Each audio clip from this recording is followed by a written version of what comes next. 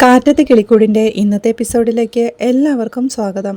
Video ആദ്യമായി കാണുകയാണെങ്കിൽ support ചെയ്ത് സബ്സ്ക്രൈബ് ചെയ്ത് ലൈക്ക് ചെയ്യാൻ മറക്കല്ലേ. നിധിയുടെ ആവശ്യപ്രകാരം നികേഷ് നിധിയെ ഗ്രൗണ്ടിൽ കൊണ്ടുപോയി ഡ്രൈവിംഗ് പഠിപ്പിച്ചുകൊണ്ടിരിക്കുക. അവർ വരുന്നത് നോക്കി ആകെ ടെൻഷനോടെ ഉമ്മറത്തുകൂടി അങ്ങോട്ടും ഇങ്ങോട്ടും നടപ്പാ സുധീഷും. അപ്പോഴാണ് അച്ഛൻ അങ്ങോട്ട് കയറി വന്ന് ഉമ്മറത്തെ ചാരു കസേലയിലേക്കിരുന്ന് ബീഡി വലിക്കാൻ തുടങ്ങുന്നത്. സുധീഷിന്റെ ടെൻഷനോടെയുള്ള ആ നിൽപ്പ് കണ്ട് എന്താടാ പുകയത്തു നിൽക്കുന്ന പെരിച്ചാഴിയെ പോലൊരു വെപ്രാളം എന്ന് അച്ഛൻ ചോദിക്കുന്നത് കേട്ട് സുധീഷ് തിരിഞ്ഞു നിൽക്കുമ്പോഴാണ് അച്ഛൻ ബീഡി വലിച്ചിരിക്കുന്നത് കാണുന്നത്. നിങ്ങളോടല്ലേ ഇവിടെ ഇരുന്ന് ബീഡി വലിക്കരുതെന്ന് പറഞ്ഞിരിക്കുന്നത് എന്ന് സുധീഷ് ചോദിക്കേ. ആര് പറഞ്ഞു? സർക്കാർ പറഞ്ഞിരിക്കുന്നത് പൊതുസ്ഥലത്ത് വലിക്കാൻ പാടില്ലെന്നാ. ഇതെന്റെ വീടാ എന്ന് അച്ഛനും. വലിക്കുന്നവരെക്കാൾ കൂടുതൽ അത് ശ്വസിക്കുന്നവർക്ക് അതിന്റെ പ്രശ്നം അതറിയാവോ നിങ്ങൾക്കെന്ന് സുധീഷ് ചോദിക്കേ. എന്നാ പിന്നെ കുറച്ചങ്ങ് മാറി നിന്നൂടെ നിനക്ക്? ശ്വാസകോശം സ്പോഞ്ച് ആക്കണോ എന്ന് അച്ഛനും. നിങ്ങളീ ആഞ്ഞു വലിക്കുന്ന ഊക്കിനെ വീടിന് ചുറ്റും പുകയാണ്, അല്ലാതെ മഞ്ഞല്ല എന്ന് സുധീഷ് ദേഷ്യത്തോടെ പറയേ. ഒന്ന് മയത്തിൽ തള്ളടാ ചെക്ക. അങ്ങാടി തോറ്റതിന് അമ്മയോടല്ല പരാക്രമം വേണ്ടതെന്ന് അച്ഛനും പറയുന്നുണ്ട്. അങ്ങാടി തോറ്റെന്നോ? എന്തു തോറ്റു എന്ന് ദേഷ്യത്തോടെ സുധീഷ് ചോദിക്കേ. എന്തുവാടാ, വേറെന്തെങ്കിലും പ്രശ്നമുണ്ടെങ്കിൽ അതും വെച്ചോണ്ട് നീ എന്തിനാ എൻ്റെ അടുത്ത് വഴക്കിന് വരുന്നേ എന്നച്ഛൻ ചോദിക്കേ. എനിക്കെന്ത് പ്രശ്നം? ബീഡി വലിക്കരുതെന്ന് അത് വലിക്കുന്നയാളോടല്ലേ പറയാൻ പറ്റൂ, അല്ലാതെ റോഡിൽ കൂടെ പോകുന്ന നാട്ടുകാരോട് പറയാൻ പറ്റൂ എന്ന് സുധീഷും. എടാ നിർത്ത്, എനിക്കെന്തോന്നും അറിയില്ലെന്ന് വിചാരിച്ചോ? നിന്റെ ആട്ടം മുഴുവൻ ഞാൻ എൻ്റെ 2 കണ്ണും കൊണ്ട് കാണുകയല്ലേ. നീ അവൾക്കൊരു സ്കൂട്ടർ വാങ്ങിച്ചു കൊടുത്തു. അത് ഓടിക്കാൻ പഠിപ്പിക്കുന്ന ഗ്യാപ്പില് 2 പേർക്കും ഒന്ന് അടുക്കാമെന്ന് കരുതി. അത് നടന്നില്ല. അതോടെ നിന്റെ കുരു പൊട്ടി. അങ്ങനെയല്ലേടാ എന്നച്ഛൻ ചോദിക്കേ. നിങ്ങൾ ആദ്യം വാ പൂട്ടിയിരിക്കുന്ന സുധീഷ് ആംഗ്യം കാണിക്കുന്നുണ്ട്. എടാ, നീ അവളെ കല്യാണം കഴിച്ചോണ്ട് വന്നതല്ലേ, എന്നിട്ട് അവളെ നിന്റെ ഭാര്യയായിട്ടാണോ ഇവിടെ കഴിയുന്നത്? അവളിപ്പോ നിന്റെ അനിയത്തി പോലെയല്ലേടാ എന്ന് ചോദിച്ച് അച്ഛൻ പൊട്ടിച്ചിരിക്കുകയാ. അനിയത്തിയോ എന്ന് സുധീഷ് അമ്പരപ്പോടെ ചോദിക്കേ. ആ, ലൈക്ക് യുവർ സിസ്റ്റർ എന്ന് അച്ഛനും. മിണ്ടാതിരുന്നോട്ടോ, വെറുതെ മനുഷ്യന് ദേഷ്യം പിടിപ്പിച്ചെന്റെ കൺട്രോൾ പോവും എന്ന് സുധീഷ് ദേഷ്യത്തോടെ പറയേ. എന്നോട് തുള്ളിയിട്ട് ഒരു കാര്യവുമില്ല മോനെ. നീയാണ് അവളെ ഭാര്യയായിട്ട് യഥാർത്ഥത്തിൽ കണ്ടുകൊണ്ടിരിക്കുന്നത്. അവൾ അങ്ങനെ കരുതിയിട്ടൊന്നുമില്ല, ഇനിയൊട്ട് കരുതാൻ പോകുന്നുമില്ല. അവളെ സംബന്ധിച്ചിടത്തോളം സുഭാഷ് അവളുടെ മൂത്ത ചേട്ടൻ, നീ അവളുടെ ഒപ്പം പിറന്ന സഹോദരൻ, പിന്നെ 2 അനിയന്മാര്, 4 ആണുങ്ങൾക്കും കൂടി ഒരേ ഒരു പെങ്ങള്. ഭാഗ്യം ചെയ്ത പെൺകുട്ടി എന്നച്ഛൻ പറയേ. സുധീഷും ദേഷ്യത്തോടെ. ഇനി എന്നെ ഭ്രാന്ത് പിടിപ്പിച്ചാ ഞാൻ എന്തേലും എടുത്ത് തല അടിച്ച് പൊട്ടിക്കുമേ എന്ന് പറയേ. ഞാൻ എന്താ പറയുന്നത്, നീ എന്താ വിചാരിക്കുന്നത്? എടാ പൊട്ട, ഇങ്ങനെയാണ് മുന്നോട്ട് പോകുന്നതെങ്കിൽ നിങ്ങൾ 4 ആണുങ്ങളുമാരും കൂടി ചേർന്ന് അവൾക്ക് നല്ലൊരു ചെറുക്കനെ കണ്ടെത്തി കല്യാണം കഴിപ്പിച്ച് കൊടുക്കേണ്ടി വരും. നോക്കിക്കോ എന്ന് അച്ഛൻ പറയുന്നത് സഹിക്കാനാവാതെ ദേഷ്യത്തോടെ മുറ്റത്ത് നിന്ന് ഒരു ഇഷ്ടിക എടുത്ത് അച്ഛന് നേരെ അടിക്കാനൊയങ്ങി അത് മുറ്റത്തേക്ക് തന്നെ വലിച്ചെറിയുന്നുണ്ട് സുധീഷ്. ടെൻഷനോടെ അവൻ തൂണും ചാരി നിന്ന് നിധി വരുന്നുണ്ടോന്ന് നോക്കേ. അച്ഛനും പറയുന്നുണ്ട്, നിന്റെ വികാരം എനിക്ക് മനസ്സിലാവുമെടാ, പക്ഷേ നാളെ എന്താ നടക്കുന്നതെന്ന് നമ്മൾ മുൻകൂട്ടി അറിഞ്ഞിരുന്ന ഒരു സമാധാനത്തോടെ ഇരിക്കാലോ.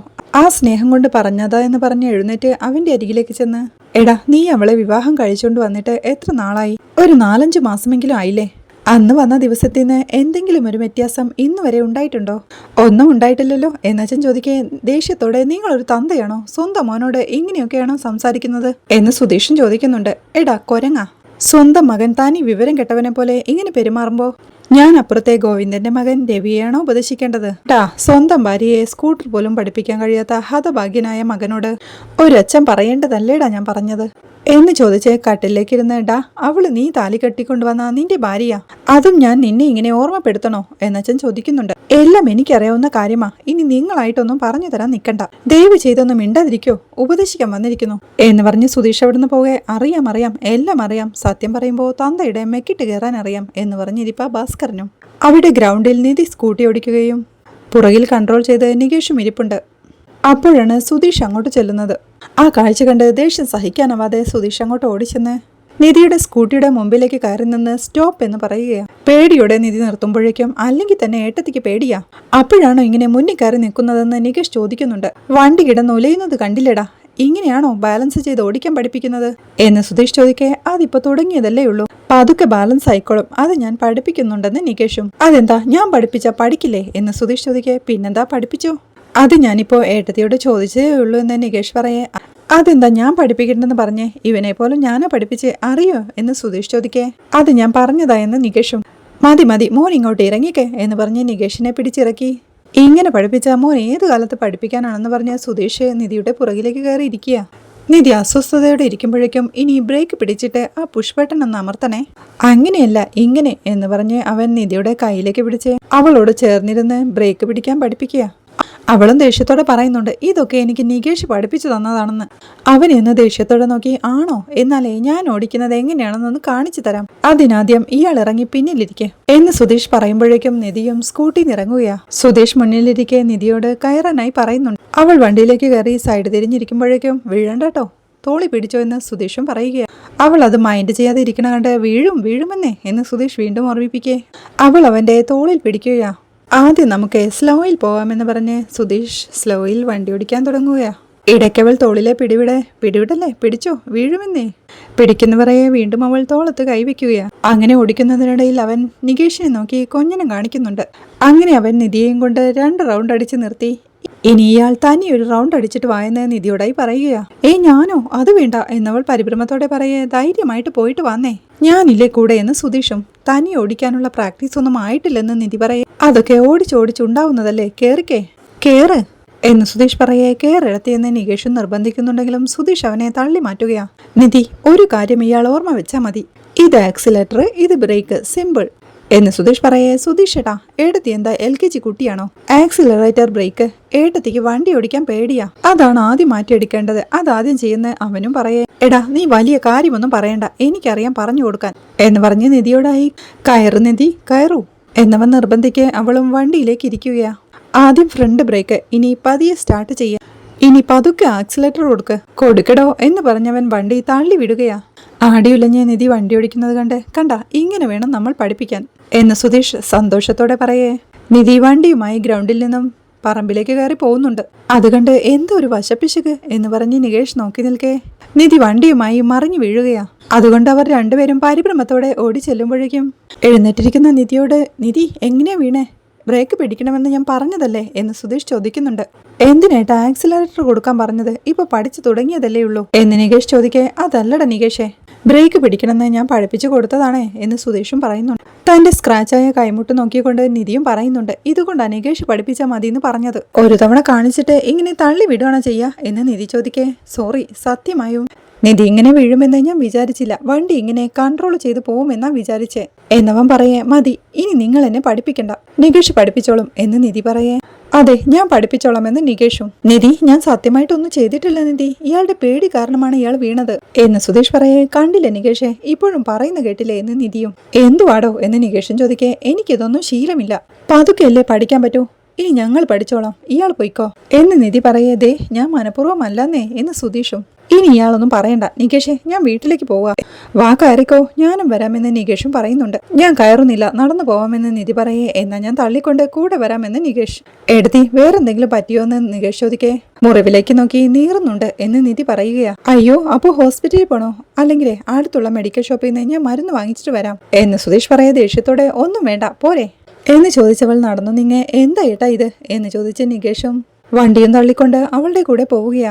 അങ്ങനെ അവർ 3 പേരും വീട്ടിലേക്ക് എത്തുമ്പോഴേക്കും ഉമ്മറത്ത് നിൽക്കുകയായിരുന്ന അച്ഛനും നിധിയുടെ നടത്തം കണ്ട്, അല്ല ഇതെന്തു പറ്റി, മുടന്നുണ്ടല്ലോ എന്ന് ചോദിക്കേ. നിധിയും കൈമുട്ടിലേക്ക് നോക്കി ഉമ്മറത്തേക്ക് കയറുകയാ. കൈ മുറിഞ്ഞിട്ടുണ്ടല്ലോ, എന്തു പറ്റിയതാന്ന് അച്ഛൻ ചോദിക്കേ. താഴെ വീണു എന്ന് നിധി പറയേ. താഴെ വീണോ? മനസ്സിലായി, വണ്ടിന്ന് വീണു അല്ലേ എന്ന് അച്ഛനും ചോദിക്കുക. അതെ എന്നവൾ സങ്കടത്തോടെ പറയേ. നന്നായി, വണ്ടി ഓടിക്കാൻ പഠിക്കണമെങ്കിലേ ആദ്യം വീണു തന്നെ പഠിക്കണം, അതാണ് അതിന്റെ ഒരു മുറ. ചെന്ന് വല്ല മരുന്നും പോരട്ടെ എന്നച്ഛൻ പറയേ. അത് സമ്മതിച്ച് നിധിയും നികേഷും അകത്തേക്ക് പോവുകയാ. ദേഷ്യത്തോടെ സുധീഷും ഉമ്മറത്തേക്ക് കയറുന്ന കണ്ട്, എന്താടാ നിന്റെ നോട്ടം കണ്ട ഞാൻ അവളെ തള്ളിയിട്ട പോലെ ഉണ്ടല്ലോ, ഇനി ആക്രമണം പിടിച്ച് നീ പഠിപ്പിക്കാൻ പോയിട്ട് തള്ളിയിട്ടതാണോടാ എന്നച്ഛന്റെ ചോദ്യം കേട്ട് ദേഷ്യത്തോടെ സുധീഷ് അകത്തേക്ക് കയറുമ്പോഴേക്കും ഒരു ചിരിയോടെ ആയിരിക്കും എന്ന് പറഞ്ഞ് ബ്രാൻഡി കുടിച്ച് നിൽക്കുക ഭാസ്കരനും. അവിടെ തളത്തിലിട്ട കസേരയിലിരിക്കുന്ന നിധിയുടെ അരികെ തന്നെ നിൽക്കുകയാ നികേഷും.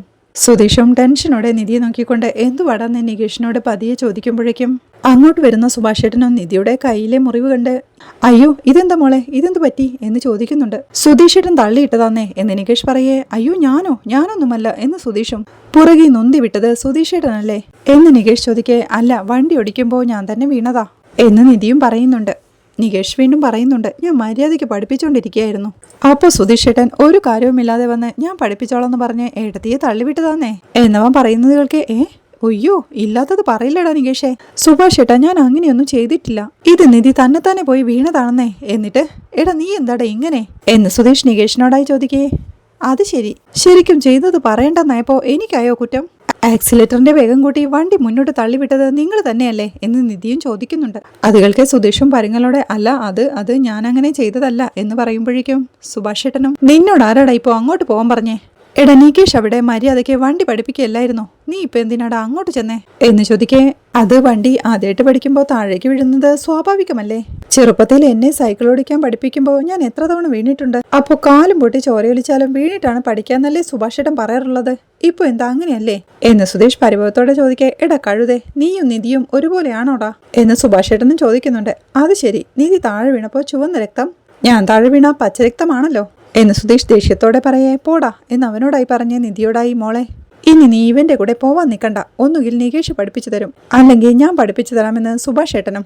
അത് കേട്ട് സഹിക്കാനാവാതെ സുധീഷും ഹലോ ഏട്ടനും അനിയനും കൂടി ഓവറാക്കല്ലേ, ഞാൻ പഠിപ്പിച്ച എന്താ പറ്റൂലേ എന്ന് ചോദിക്കേ അയ്യോ മതി ഇനി ഇതും പറഞ്ഞ് വഴക്കിടല്ലേ, ഒന്ന് നിർത്ത് എന്ന് നിധിയും പറയുന്നുണ്ട്. മോളെ നീ പോയി ആദ്യം കൈ കഴുകിയിട്ട് വാ, ഞാൻ ഒരു ഓയിൽമെന്റ് എടുത്തോണ്ട് വരാമെന്ന് പറഞ്ഞ് സുഭാഷ് ഏട്ടൻ അവിടുന്ന് പോവേ നിധിയും എഴുന്നേറ്റ് കൈ കഴുകാനായി അടുക്കളയിലേക്ക് പോവുകയാ. അതിനിടയിൽ നിധി സോറി എന്ന് സുധീഷ് പറയുന്നുണ്ട്. പിന്നീട് അവൻ നികേഷിനെ നോക്കിക്കൊണ്ട് ദേഷ്യത്തോടെ ഉമ്മറത്തെ ചാരു കസേരയിലേക്ക് വന്നിരിക്കുക. പാട്ട് വെക്കാൻ റേഡിയോയും കയ്യിൽ പിടിച്ച് നിൽക്കുകയായിരുന്ന അച്ഛനും അവനെ കണ്ട് പരിഹസിച്ച് ചിരിക്കുന്നുണ്ട്. നിധി കൈ കഴുകി വരുമ്പോഴേക്കും ഓയിൻമെന്റുമായി സുഭാഷ് ഏട്ടൻ അങ്ങോട്ട് വന്ന് മോളെ ഇത് പുരട്ടിക്കോ പെട്ടെന്ന് മാറും എന്ന് പറഞ്ഞ് ഓയിൻമെന്റ് കൊടുക്കുമ്പോഴേക്കും മോളെ ഞാൻ പുരട്ടണോ എന്ന് സുഭാഷ് ഏട്ടൻ ചോദിക്കുന്നുണ്ട്. വേണ്ടെന്ന് പറഞ്ഞ് അവൾ തന്നെ മുറിവിൽ ഓയിൻമെന്റ് പുരട്ടാൻ തുടങ്ങുന്നേരം എടുത്തി ഞാൻ പുരട്ടാമെന്ന് പറഞ്ഞ് നികേഷ് ഓയിൻമെന്റ് പുരട്ടി കൊടുക്കുക. അപ്പോഴും ചാരുകസേരയിൽ ദേഷ്യത്തോടെ ഇരിക്കുന്ന സുധീഷിനെ നോക്കി ബീഡിയും വലിച്ച് പരിഹസിച്ച് പൊട്ടിച്ചിരിക്കുക അച്ഛൻ. ചിരിക്കിടയിൽ മമ്മർ തലയൻ പോടാ എന്ന് പറഞ്ഞ അച്ഛൻ പൊട്ടിച്ചിരിക്കെ സുധീഷും ദേഷ്യത്തോടെ എഴുന്നേറ്റ് അച്ഛൻ്റെ അടുത്തേക്ക് ചെന്ന് ദേ ചുമ്മാ ഇങ്ങനെ ചിരിക്കാൻ നിക്കല്ലേ കേട്ടാ, എന്റെ പാട്ടിനെ ചുമ്മാ നിന്നിരുന്ന എന്നെ മൂട്ടിനിട്ട് കൂത്തി ഇളക്കി വിട്ടിട്ട് ഇപ്പോൾ ചിരിക്കുന്നോ? ഞാൻ ഗ്രൗണ്ടിൽ പോയതുകൊണ്ട് താഴെ വീണ് അവളുടെ കൈ പൊട്ടി, അത് മാത്രമാണ് ആകെ ഉണ്ടായ വിഷയം എന്നവൻ പറയേ എടാ മരത്തലയാ നീ പറയുന്ന കേട്ടാ, ഞാൻ അവളെ തള്ളിവിടാൻ വേണ്ടി നിന്നെ പറഞ്ഞു വിട്ട പോലെ ഉണ്ടല്ലോ. ഞാൻ പറഞ്ഞത് എന്തുവാടാ, ഇത് നിന്റെ ജീവിതമാണ്, സൂക്ഷിച്ച് കൈകാര്യം ചെയ്യണമെന്നല്ലേ. പകരം നീ പോയി ഓരോ പൊട്ടത്തരം കാണിച്ചിട്ട് എന്നോട് ചൂട്ടായിട്ട് എന്താടാ കാര്യം?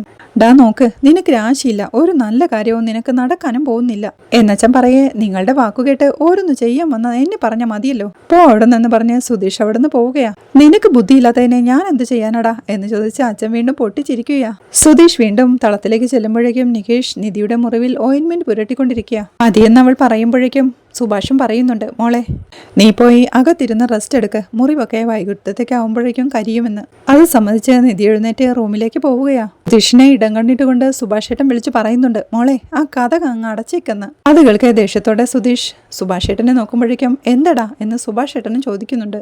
വന്നേ എന്ന് പറഞ്ഞ് സുധീഷ് സുഭാഷ് ഏട്ടനെ പിന്നമ്പുറത്തേക്ക് വിളിച്ചുകൊണ്ട് പോവുകയാ.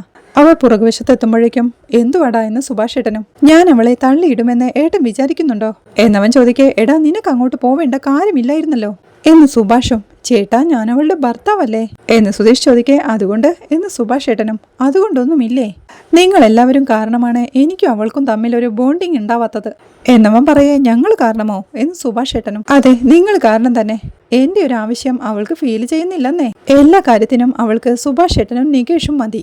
പട്ടി ചന്തയ്ക്ക് പോകുന്നത് പോലെ ഞാൻ അവളുടെ പിന്നാലെ ഇങ്ങനെ മണപ്പിച്ച് നടക്കുക, ഒരു കാര്യവുമില്ല. ഇന്ന് എനിക്കതിന്റെ കാരണം മനസ്സിലായി എന്നവൻ പറയേ എന്ത് കാരണം എന്ന് സുഭാഷ് ഏട്ടനും. അവൾ നിങ്ങളെയൊക്കെ കാണുന്ന പോലെ എന്നെയും ബ്രദറായിട്ടാണോ കാണുന്നതെന്ന് എനിക്കൊരു സംശയമുണ്ട് എന്ന് സുധീഷ് പറയുന്ന കേട്ട് സുഭാഷും പൊട്ടിച്ചിരിക്കുകയാ. അത് കാണാൻ സങ്കടത്തോടെ സുധീഷും ഇത് കണ്ട സുഭാഷ് ഏട്ടനും ഇപ്പോൾ കളിയാക്കി ചിരിച്ചുകൊണ്ടിരിക്കുക എന്ന് പറയേ ചിരിയോടെ സുഭാഷും ചോദിക്കുന്നുണ്ട് എടാ അവളുടെ കഴുത്തിൽ താലി കെട്ടിയത് നീയല്ലേ, നീയുമായിട്ടല്ലേ അവള് വിവാഹം രജിസ്റ്റർ ചെയ്തേ എന്നവൻ ചോദിക്കേ അതൊന്നും പറഞ്ഞിട്ട് ഇപ്പോൾ കാര്യമൊന്നുമില്ലെന്ന് സുധീഷും. നീ പറഞ്ഞത് ശരിയാ, അവൾ എന്നെ കാണുന്നത് മൂത്ത ചേട്ടനായും ഹരീഷിനെയും നികേഷിനെയും കാണുന്നത് അനിയന്മാരുമായിട്ടാ, പക്ഷെ നിന്നെ കാണുന്നത് അങ്ങനെയല്ല എന്നവൻ പറയേ അത് ശരിയാ, അത് തന്നെയാ ഞാനും പറഞ്ഞത്, എന്നെ അങ്ങനെയും കാണുന്നില്ലെന്നേ അത്രയേ ഉള്ളൂ എന്ന് സുധീഷും. എടാ പൊട്ട, അങ്ങനെ കാണുന്നില്ലെങ്കിൽ അത് നല്ലതല്ലേടാ, അവൾക്ക് നീ ആദ്യം ഒരു അപരിചിതനായിരുന്നു, ഇപ്പൊ ഒരു ഫ്രണ്ടായി, ഭാവിയിൽ ഒരു പാർട്ട്ണർ എന്ന നിലയിലേക്ക് അത് വളരും എന്ന് സുഭാഷ് ഏട്ടൻ പറയേ. എന്നിട്ട് ഒരു ഫ്രണ്ടിന് തരുന്ന സ്വാതന്ത്ര്യം പോലും എനിക്ക് അവള് തരുന്നുണ്ടോ? ഇല്ലല്ലോ എന്ന് സുധീഷും ചോദിക്കുന്നുണ്ട്. എടാ ആ കുട്ടിക്ക് കുറച്ച് സമയം കൊടുക്കടാ എന്ന് സുഭാഷ് ഏട്ടൻ പറയേ. എന്തിന് എന്ന് സുധീഷും. എടാ നീ അവളെ ഇങ്ങോട്ട് വിവാഹം കഴിച്ചു കൊണ്ടുവന്നത് അവളെ പറ്റിച്ചിട്ടാ, നിന്നെ അവള് മുഴുവനായിട്ടും ഇപ്പോഴും മനസ്സിലാക്കിയിട്ടില്ല, അതിന് നീ ദൈവത്തോട് നന്ദി പറ. എടാ അവളുടെ കാര്യത്തിൽ മറ്റാരെക്കാളും ശ്രദ്ധിക്കുന്നത് നീയാണെന്നൊരു തോന്നല് അവൾക്കുണ്ടായി വരട്ടെ, അവൾക്ക് നിന്നോടുള്ള പെരുമാറ്റം മാറും എന്ന് സുഭാഷ് ഏട്ടൻ അവനെ ആശ്വസിപ്പിക്കേ. എനിക്ക് തോന്നുന്നില്ല എന്ന് സുധീഷും. പറയുന്നതും. എടാ, അവൾ നിന്നോടുള്ള ഇഷ്ടത്തിൽ പിശുക്ക് കാണിക്കുന്നുണ്ടെങ്കിലേ ഒരു കാലത്തെ അത് വാരിക്കൊരി തരാനുള്ളതാണെന്ന് വിശ്വസിക്കടാ എന്ന് സുഭാഷേട്ടൻ പറയുന്നത് കേൾക്കെ ടെൻഷനോടെ നിൽക്കുന്ന സുധീഷിനെ കാണിക്കുന്നിടത്താണ് ഈ എപ്പിസോഡ് അവസാനിക്കുന്നത്. ചാന്ദിനി സുഭാഷിന്റെ വീട്ടിലേക്ക് എത്തുന്നതും വീണ്ടും ജോലിക്കായി സുധീഷ് തോമസ് ചേട്ടനെ സമീപിക്കുന്നതും ജോലി തരാൻ കഴിയില്ലെന്ന് തോമസ് ചേട്ടൻ തീർത്തു പറയുന്നതുമെല്ലാമാണ് അടുത്ത എപ്പിസോഡിലെ വിശേഷങ്ങൾ. വീഡിയോ ഇഷ്ടമായാൽ സപ്പോർട്ട് ചെയ്ത് സബ്സ്ക്രൈബ് ചെയ്ത് ലൈക്ക് ചെയ്യാൻ മറക്കല്ലേ.